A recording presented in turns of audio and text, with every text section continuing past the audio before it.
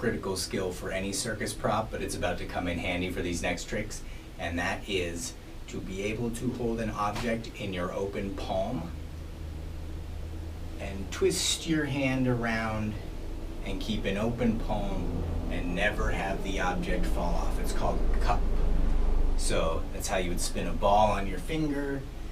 It's how you can keep a full cup of water unspilled on top of your hand on your stick.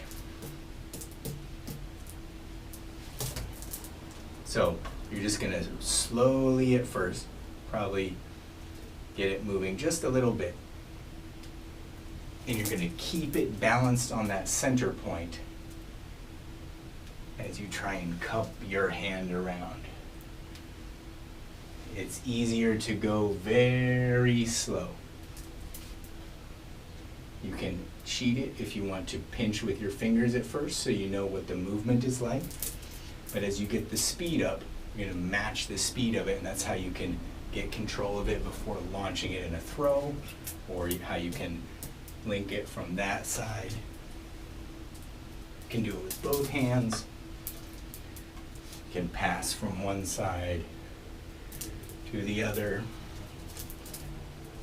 All kinds of moves I don't want to do in this confined space.